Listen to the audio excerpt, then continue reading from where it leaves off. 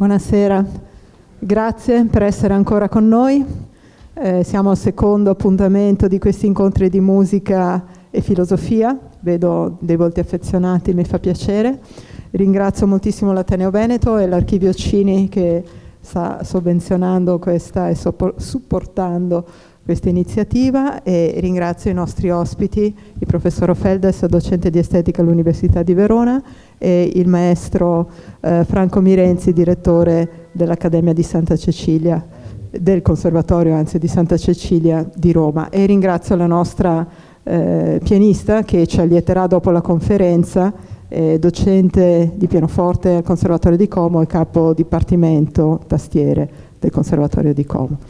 Oggi parleremo del tardo Beethoven e delle sue connessioni con il repertorio schumanniano.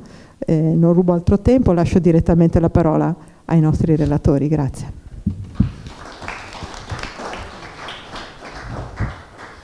Grazie Letizia e benvenuti. Inizio io perché io ho la parte beethoveniana, invece il mio collega quella più schumanniana. Dunque, per non perdere tempo, noi abbiamo intenzione di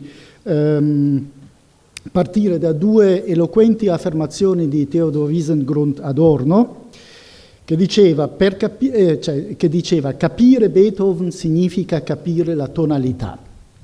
E io aggiungo tra parentesi e il suo superamento, perché questo inizia già in Beethoven e poi vedremo in Schumann ancora di più. La seconda affermazione di Adorno è che la dialettica hegeliana, ecco Letizia parlava di filosofia e musica, quindi un pochino la filosofia c'entra, la dialettica hegeliana, quindi il metodo di pensare di Hegel, corrisponde quasi esattamente al modo compositivo di Beethoven, fino a un certo punto, poi Beethoven si allontana.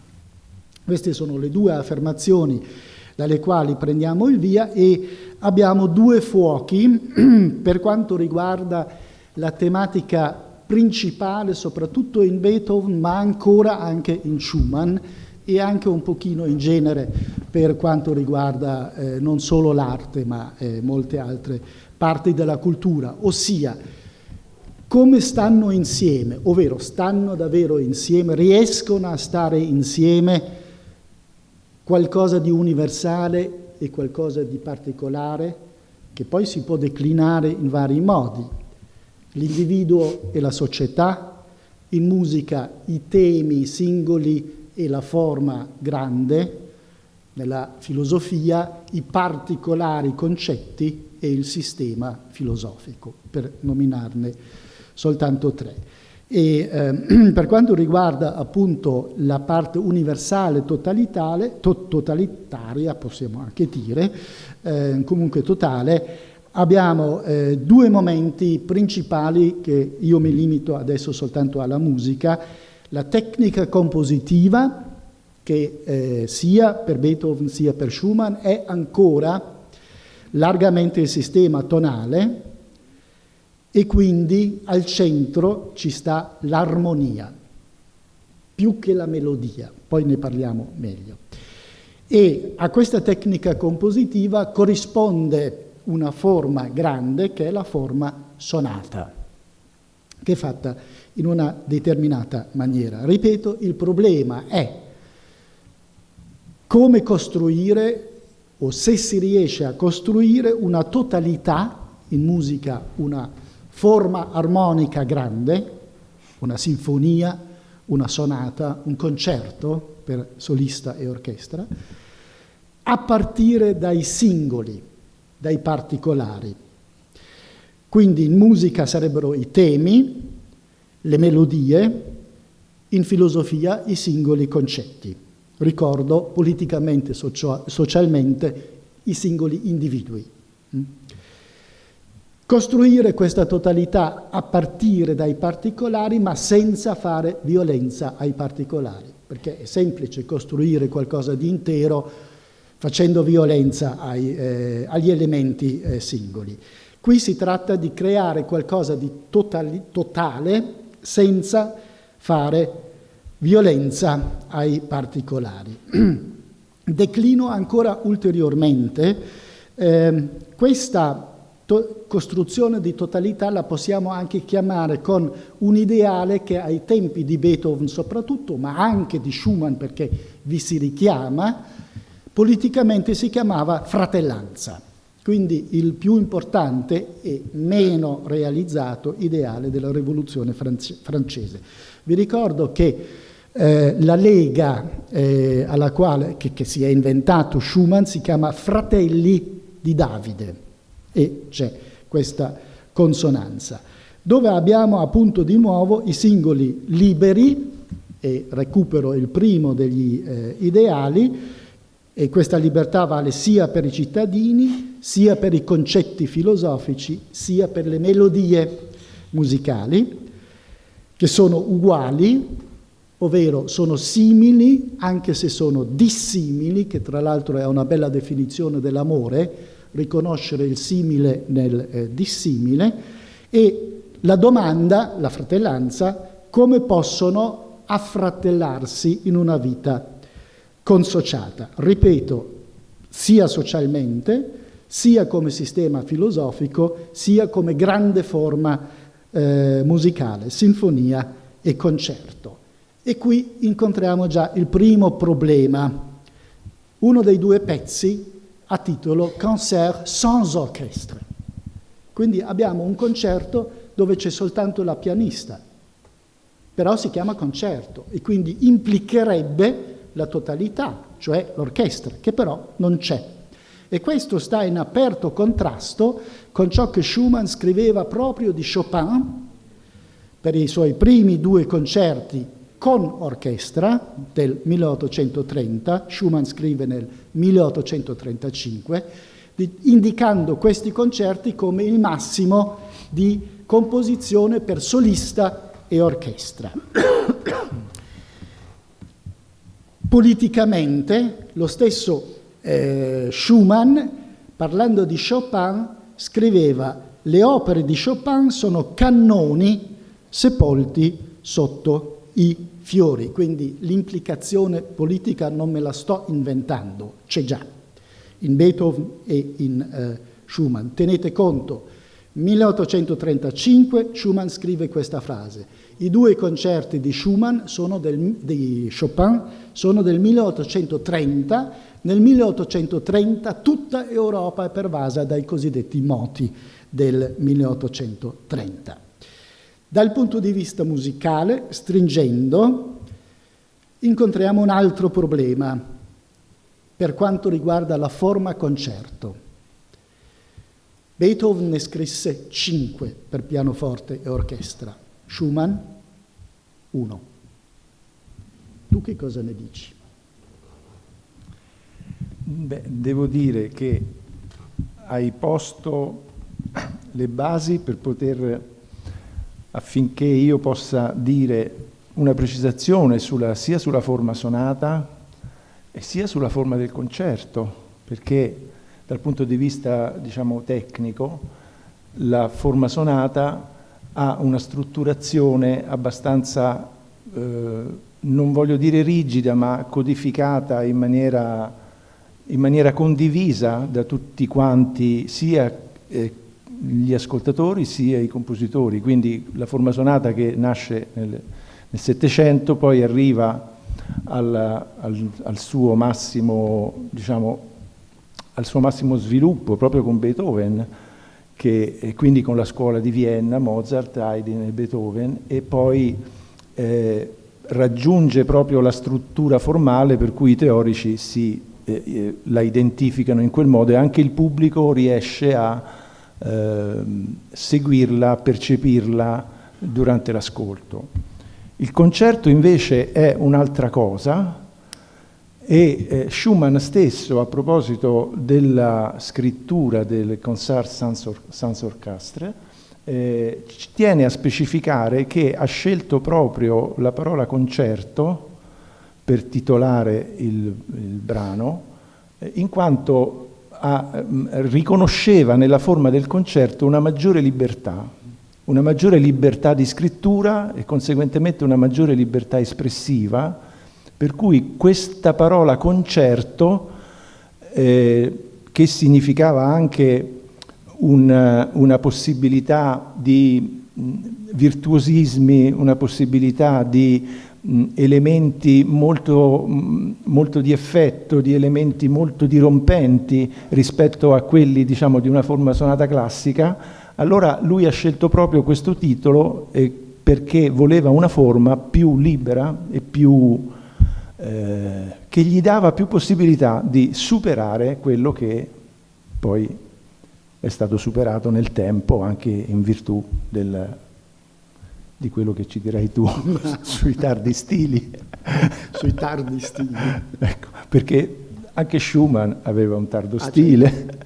Diciamo che tutti quanti i compositori nel loro percorso hanno una fase di maturazione, di evoluzione, e quindi nella fase tarda dell'attività, diciamo, il più delle volte superano quello che hanno fatto in precedenza. Questo superamento poi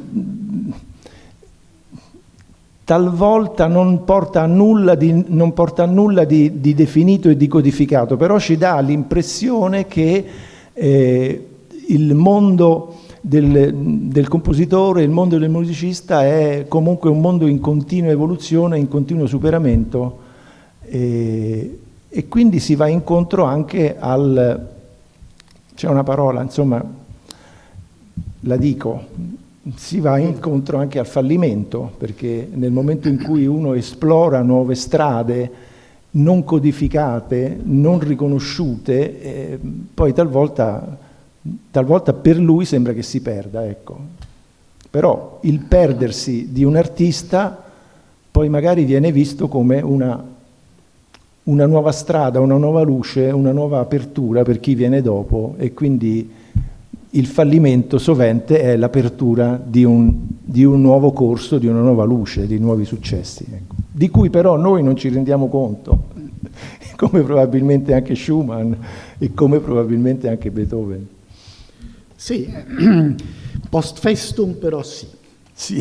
Quando il setaccio della storia, no, ci regala, come dice Hegel, della musa, che ci regala le opere dell'antichità, tutte belle, pronte, no? Sì. Ovviamente abbiamo soltanto il cosiddetto meglio, almeno per quanto riguarda il giudizio storico. Vengo anche io a parlare dello stile tardo, non ancora di quello di Beethoven, ma ti volevo fare una domanda e la introduco facendo ancora un po' uno stretto senso dell'arte della fuga, lo stretto tra due temi. I miei due temi sono, come sapete, filosofia e musica.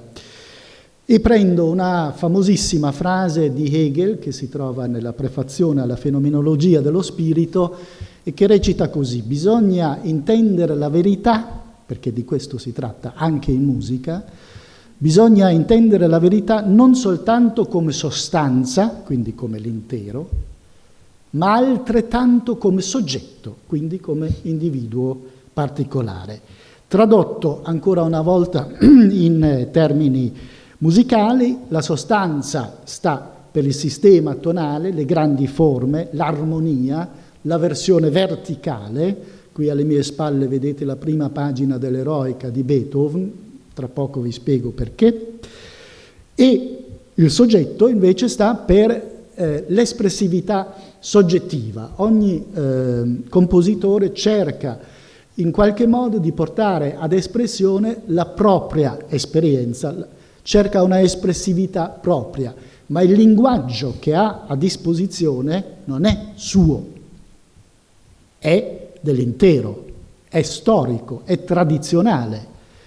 Faccio, se mi permettete, il mio esempio. Io sono tedesco di madrelingua, vi sto parlando in una lingua che è la mia quarta lingua, quindi so benissimo che la mia lingua è venuta da fuori, ma so anche che la mia madrelingua è venuta da fuori, tanto più per una lingua come un linguaggio come quello musicale. E la espressività soggettiva naturalmente non viaggia sull'intero dell'armonia del sistema tonale, ma viaggia sulla orizzontale della melodia. Quindi abbiamo queste due dimensioni. I due parametri sono tre, armonia, melodia e ritmo, per cui in questo momento ne abbiamo due.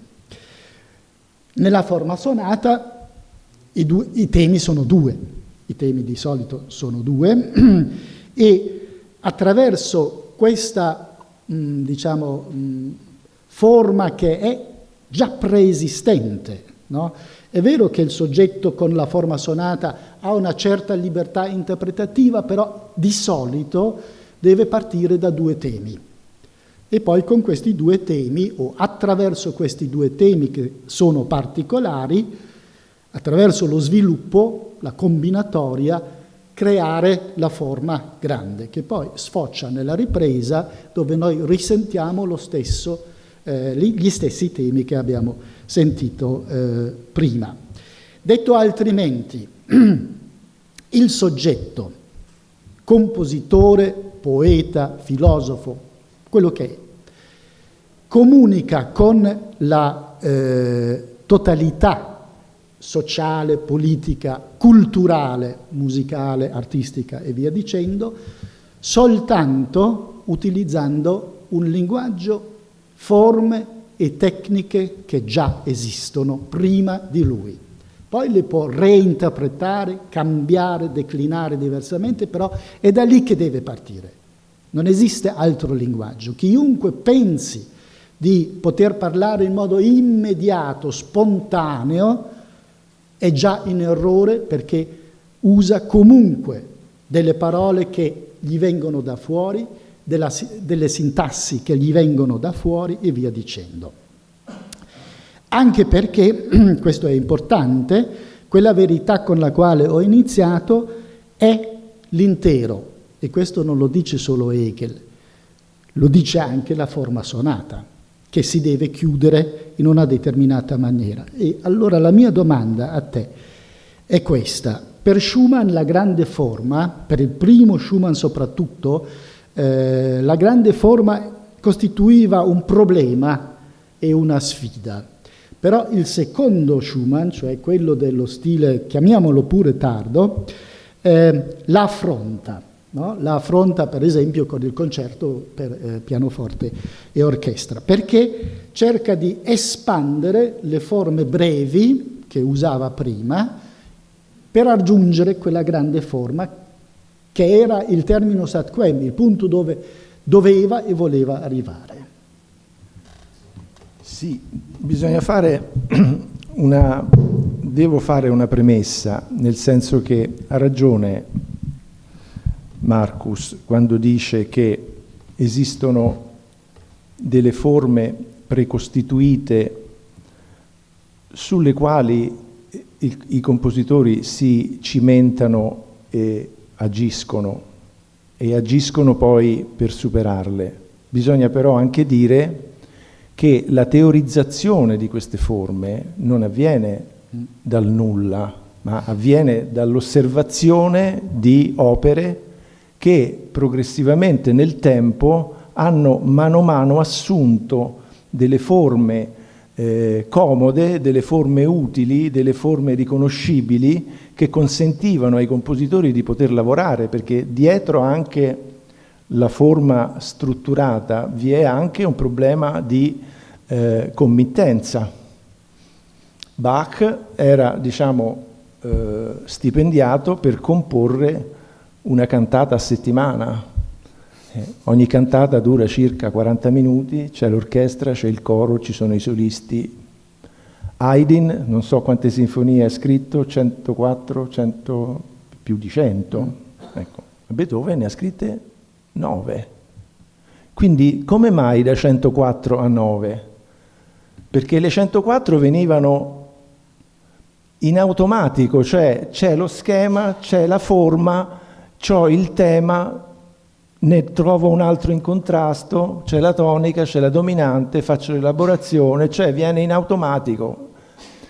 Il problema si pone quando anche il contesto storico cambia, quando la committenza non c'è più e quando lo scrivere comincia a diventare un'esigenza diversa dal sostentamento.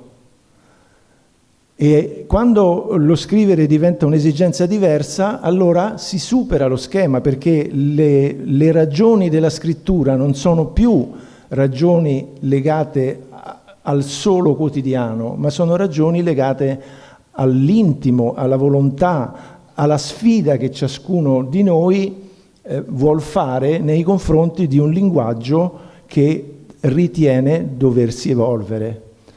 In questo caso la sfida di Schumann riguardo alla forma sonata è una sfida che, diciamo, lui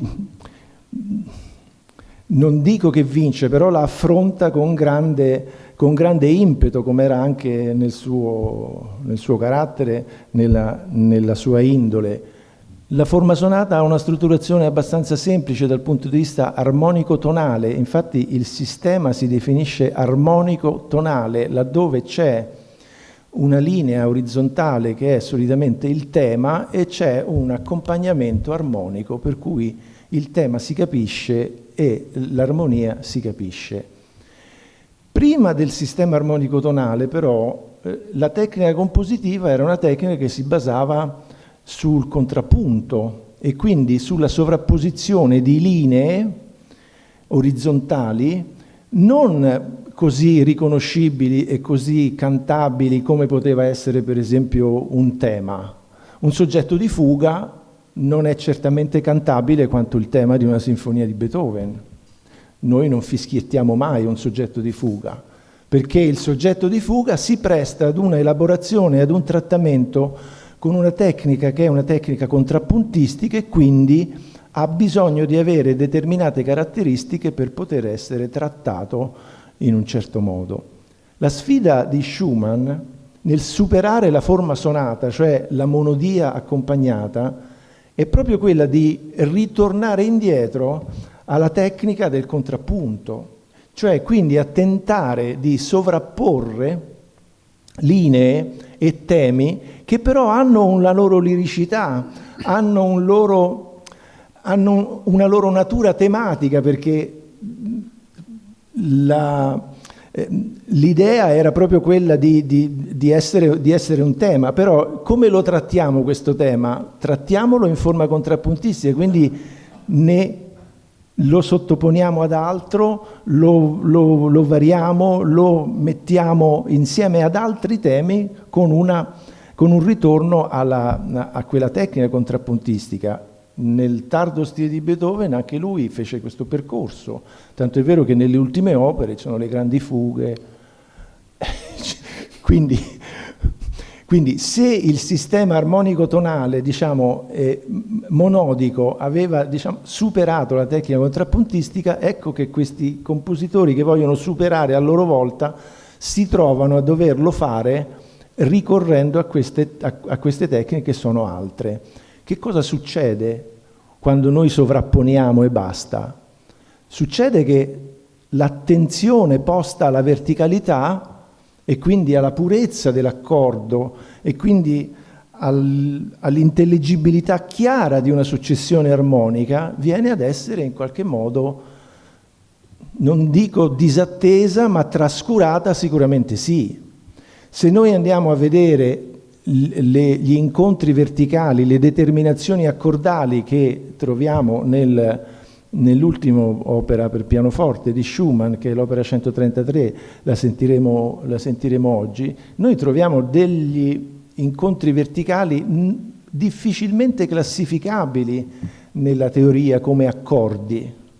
Non sono accordi, oppure sono accordi per cui il teorico, per giustificarli, deve arrampicarsi sugli specchi. Non c'è niente altro che da dire, sono la risultante di linearità che sovrapposte danno quel tipo di effetto. Danno quel tipo di effetto e provocano quel senso anche di inquietudine all'ascolto che è dovuto proprio al fatto di non riconoscere l'accordo e la successione armonica così come siamo abituati a sentirla nella purezza di una sinfonia di Haydn oppure di Mozart oppure del primo Beethoven. Questo è dovuto proprio al fatto che l'attenzione non è più spostata verso la corretta strutturazione della forma sonata dal suo punto di vista armonico, ma viene ad essere, come dire, superata proprio dal ritorno ad una tecnica contrappuntistica che lavora sull'orizzontalità piuttosto che sulla verticalità. Esatto, e qui ci viene in aiuto un aneddoto che è effettivamente, non è una diceria, una invenzione, ma è effettivamente accaduta tra Beethoven Ludwig e Beethoven Johann Jakob, suo fratello minore, che lo ha seguito a Vienna. Johann Jakob era un po' problematico, comunque non volevo parlare di questo. A un certo punto lui si compra un terreno, un latifondo, e tutto fiero scrive a suo fratello maggiore Johann Jakob van Beethoven, proprietario terriero. Voi avete idea di com'era il carattere di Ludwig? Piuttosto iroso, piuttosto irrompente. Lo gira e scrive Ludwig van Beethoven, proprietario di cervello. E questo è esattamente ciò a cui tu alludevi, no? Ludwig sapeva perfettamente che non aveva nient'altro se non se stesso e le sue facoltà di fare esperienza e trasformare questa esperienza in musica. Ed è quello che da lì in avanti, siamo ai tempi dell'eroica, della quale adesso brevemente vi parlo, Beethoven sta percorrendo per arrivare poi allo stile tardo che ha quelle caratteristiche che appunto tu hai appena esposto, cioè la verticalità armonica, cioè ciò che sta per l'intero, per la totalità, politicamente parlando per la società, si sfalda e diventa una moltitudine di linearità polifoniche che a volte si incontrano, a volte stonano. Dal punto di vista di una interpretazione filosofico-sociale. Perché già Beethoven, e stiamo parlando comunque ancora del classico, siamo nel 1804 qui con la eroica, ma già Beethoven si rende conto della insufficienza della forma sonata, perché la forma sonata inizia con l'esposizione di due temi, adesso la semplifico un po', ma sostanzialmente lo schema è questo. Poi i due temi, attraverso il lavoro motivico, le variazioni evolutive, vengono combinati variamente per arrivare dove? A qualcosa di nuovo?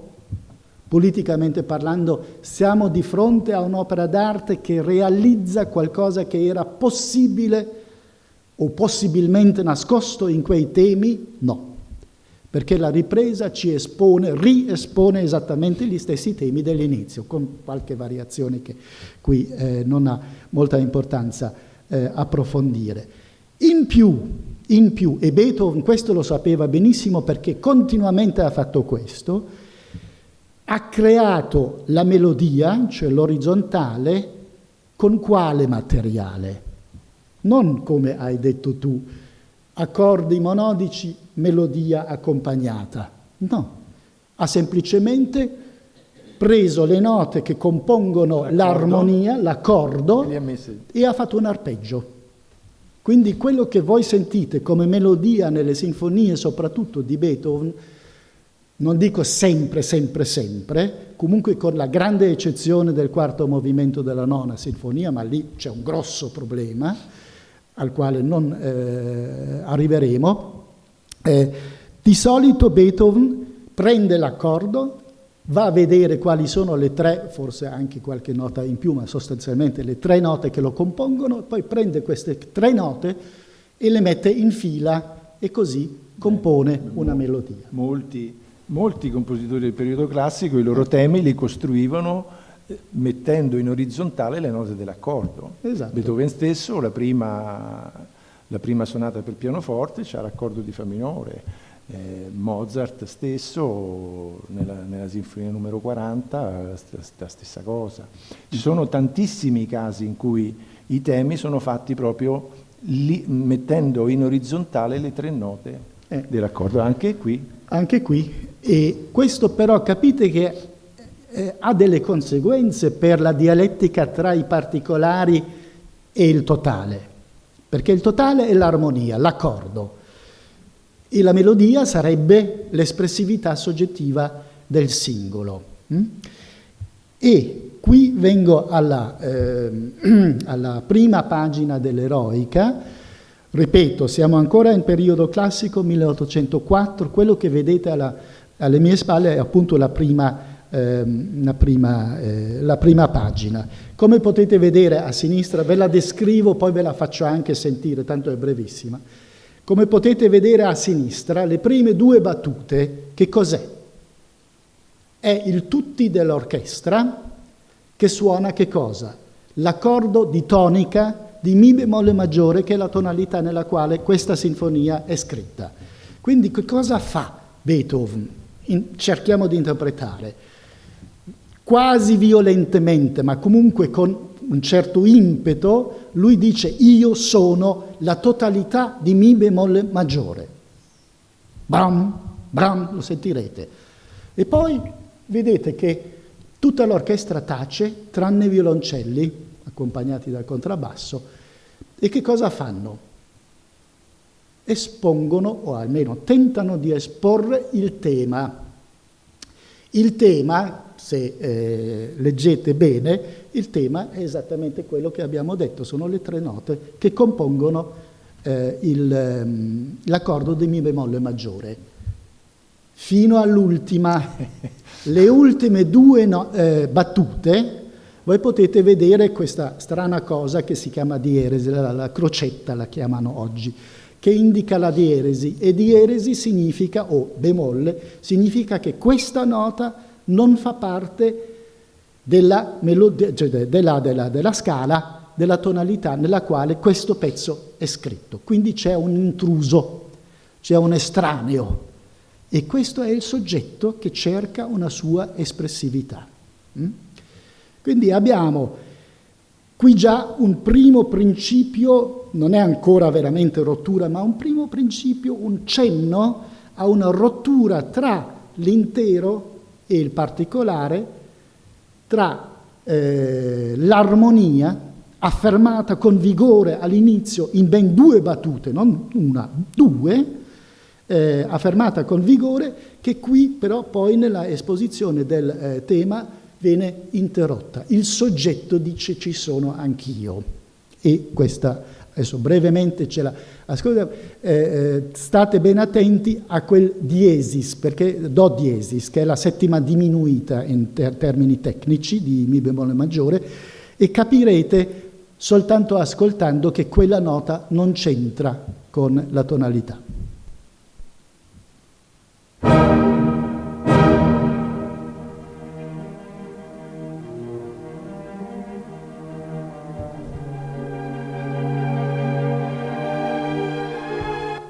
Ecco, avete sentito? Non gli basta. Come vedete è prolungata rispetto a tutte le altre note del cosiddetto tema, questo do diesis viene accentuato. E qui c'è proprio il soggetto che parla, no? Il particolare. Ecco, e questo ha permesso ad Adorno di dire che il Beethoven, a un certo punto Beethoven diventa critico di se stesso. Che cosa vuol dire? Beethoven, soggetto, diventa critico nei confronti della sostanza della tonalità. E questo ce l'abbiamo anche in Schumann, no? Rispetto alla tonalità? Sì. Certo, rispetto alla tonalità sicuramente. A parte che il sistema armonico tonale, ecco, già qui si dissolve, nel senso che noi abbiamo le prime 8 battute con un accordo solo, ma un accordo solo non giustifica una tonalità. Per giustificare una tonalità ce ne vogliono almeno 2, se non 3. Ricordo di aver letto nel manuale di armonia di Arnold Schoenberg che se c'è una successione di un accordo di Sol e di un accordo di Do, questa successione Sol-Do potrebbe essere interpretata in 2 modi, dominante tonica, e allora la tonalità è di Do, ma se viene interpretata tonica sottodominante, allora la tonalità è di Sol. E chi ce lo dice se la tonalità è di Do o di Sol? Non ce lo dice nessuno, ma ce lo dice l'ascolto, nel senso che se durante l'ascolto e durante il fluire della musica si toccano gli elementi caratteristici del tono di Sol, e allora sarà Sol, ma se si toccano gli elementi caratteristici del tono di Do, allora sarà Do. L'orecchio percepisce che stiamo navigando nell'area tonale del Do oppure del Sol. In questo caso non c'è un secondo accordo che può dire siamo in Mi bemolle maggiore. Noi lo vediamo, abbiamo tre bemolli in chiave, chi conosce la musica dice sì, è Mi bemolle la tonalità o Do minore, ma non è confermata all'orecchio, ma prima di confermarla già la smentisce.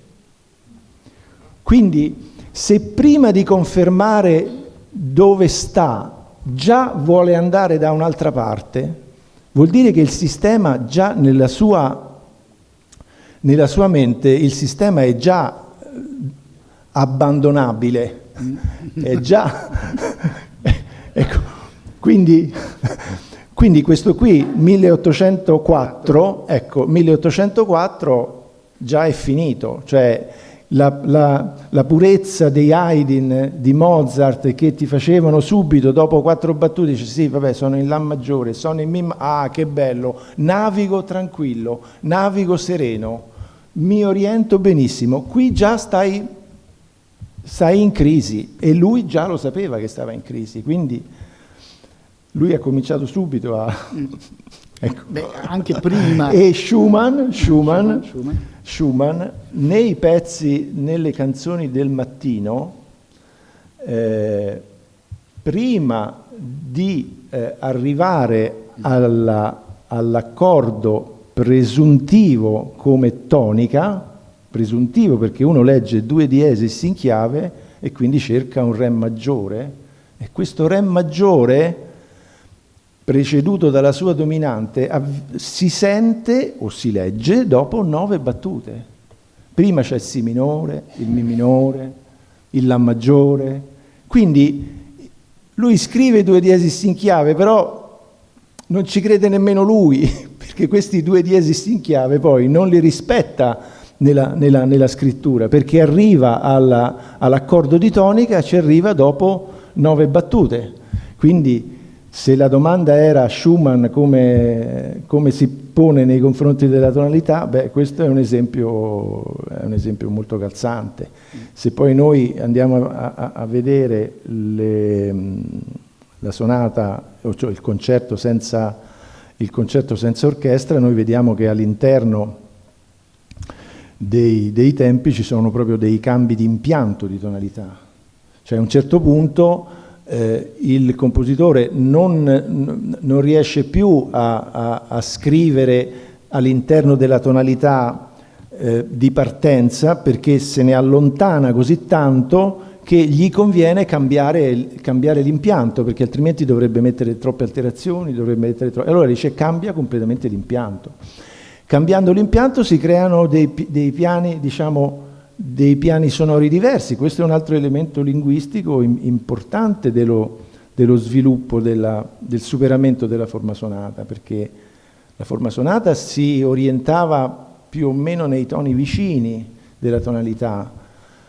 Con il suo superamento si va proprio da altre parti, cioè modulazioni improvvise a toni lontani, sezioni intere su altri piani tonali, quindi questo in Schumann lo troviamo nel concerto senza orchestra. Già ci sono questi elementi che ci dicono che la tonalità ormai scricchiola molto. Beh, metaforicamente potremmo dire, se prima si componeva verso qualcosa, e questa è un po' anche la teleologia in Beethoven, con Schumann sicuramente siamo andati oltre e si compone via da qualcosa, verso un mondo, verso qualche cosa che non conosciamo ancora. E questo, tra l'altro, è tipicamente romantico. Sì. Trovate questa tematica, è un leitmotiv in tutti, negli scrittori, nei poeti, nei filosofi e nei musicisti, no? Facciamo un salto perché così rendiamo ancora più brisé questo problematico rapporto tra armonia e melodia, tra intero e parte. Veniamo allo stile tardo di Beethoven, col quale soprattutto Schumann aveva dovuto fare i conti. Di che cosa si tratta? Si tratta della dissociazione del sistema tonale, no? Beh, l'abbiamo più volte detto, adesso siamo proprio di fronte al momento in cui il sistema si dissocia, si sfalda. In che cosa? Naturalmente si sfalda da un lato nell'armonia, dall'altro nella melodia, ovvero, detto in termini più tecnici, l'armonia in termini polifonico-oggettivi e invece la melodia come rappresentante dell'espressivo e soggettivo. Ci sono 4 momenti nel tardo stile di Beethoven che adesso voglio brevemente puntualizzare. Siamo intorno all'opera 101, così sapete a partire da dove Beethoven si potrebbe collocare l'inizio dello stile tardo. In realtà inizia già all'opera 10. Beethoven fa un'autoriflessione continua, scrive musica su musica già nell'opera 10. Allora, primo momento è l'emergenza. In termini latini, qualcosa ex merge, sta fuori da che cosa? Dal sistema. Sta fuori e non rientra, appunto, si compone, anche l'ultimo Beethoven, via da qualcosa. Ancor più particolarmente il gioco estetico si fa serio, non è più Mozart che gioca, ma sono gli ultimi quartetti di Beethoven, che se avete appena qualcuno nell'orecchio sapete come sono seri. Cioè Beethoven denuncia il carattere di parvenza dell'estetica e trascende di conseguenza anche la forma, che è la forma sonata. Secondo momento, il tempo si fa spazio, ovvero Beethoven passa, vi ricordate che abbiamo messo la dialettica hegeliana e lo stile compositivo beethoveniano sullo stesso piano, adesso invece questo non regge più, ovvero la dialettica, la dinamica, la drammaticità della conduzione dei temi, Beethoven la abbandona e si va verso uno stile che possiamo chiamare metamorfosi, che non rinvia più a Hegel ma a Goethe, e questa metamorfosi la troviamo in Schumann. No? Sì, la troviamo anche in Schumann, ma la troviamo in tutti gli artisti del tempo, perché fino a Webern. Fino a Webern, seconda scuola di Vienna. Certo, gli artisti vivono in un contesto sociale trasformato.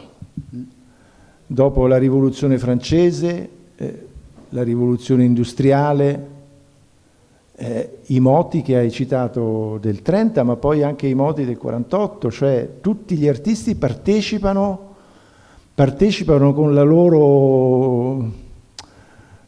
con il loro sapere, con il loro saper fare a un utilizzo anche sociale della loro opera, quindi tentano di coinvolgere, come dire, quanto più possibile le persone. Una delle maggiori attività di Schumann era quella di dirigere cori che costituivano momenti di aggregazione.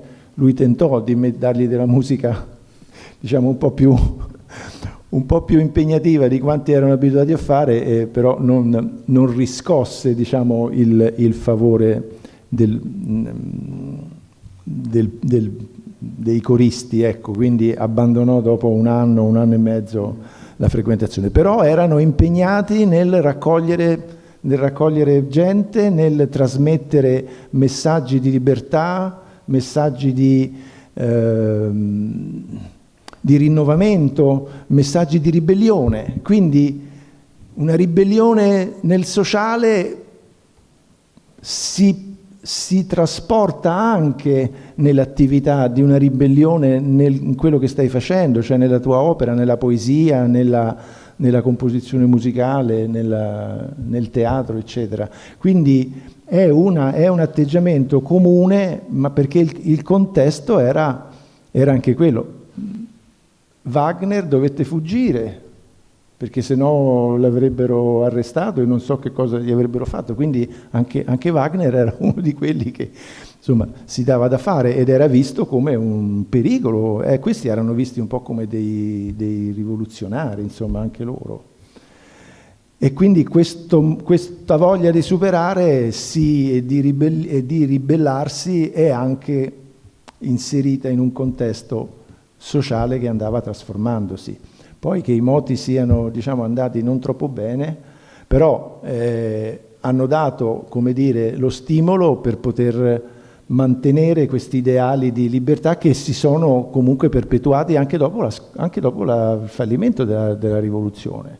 Questi ideali, tanto è vero che mi sembra di ricordare la Costituzione tedesca prese proprio spunto da quella che fu stilata, insomma, nel 48 dai rivoluzionari. Ecco. Quindi concordo perfettamente, anche Schumann era uno di questi, anzi era in prima linea, direi. Sì. Direi proprio di sì. Beh, la frase su Chopin e i cannoni, sotto. La dice lunga.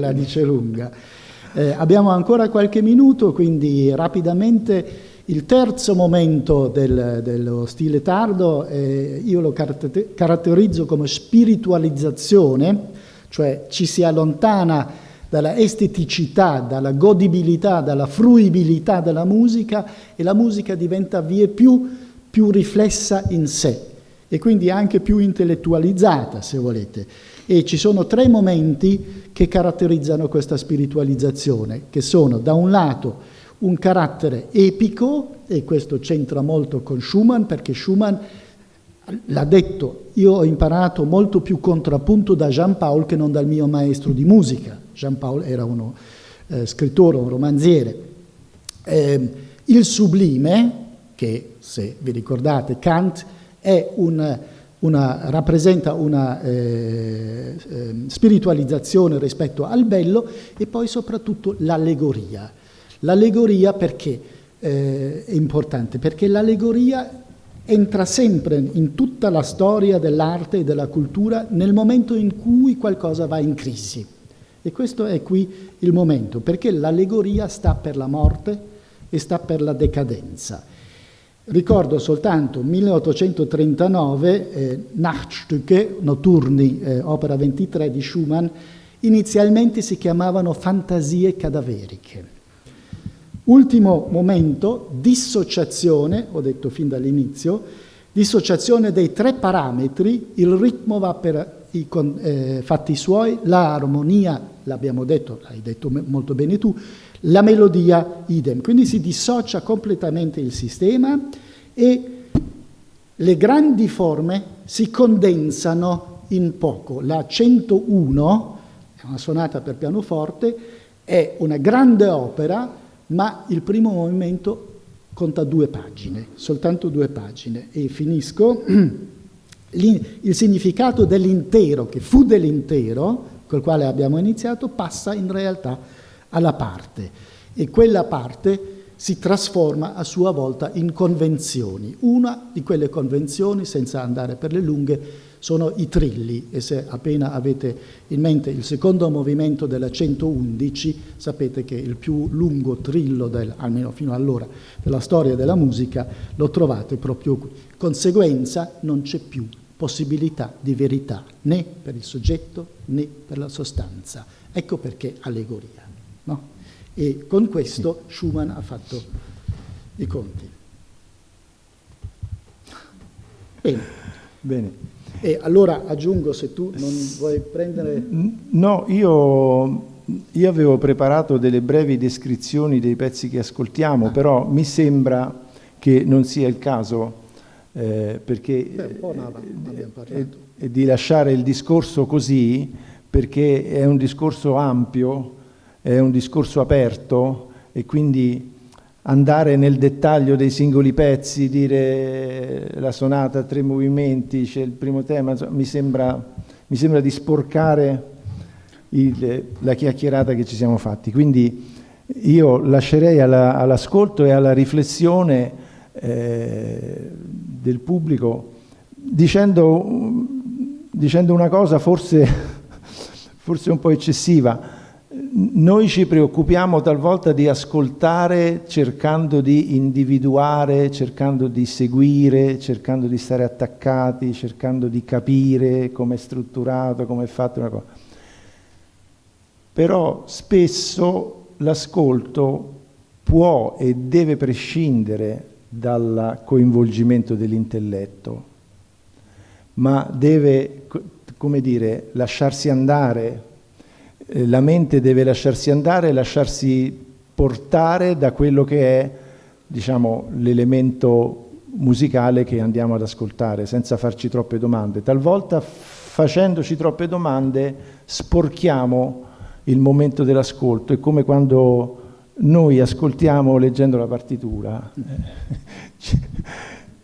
E quindi ecco, questo era quello che ci tenevo a dire, che al di là di tutte le parole resta comunque la magia dell'emozione e la magia di quello che la musica, soprattutto la musica romantica, riesce a trasmettere a chi l'ascolta. Beh, Schumann lo fa dire proprio a Florestano: non bisogna scrivere critiche, bisogna scrivere musica su musica. L'unico commento possibile a una musica è altra musica. Grazie.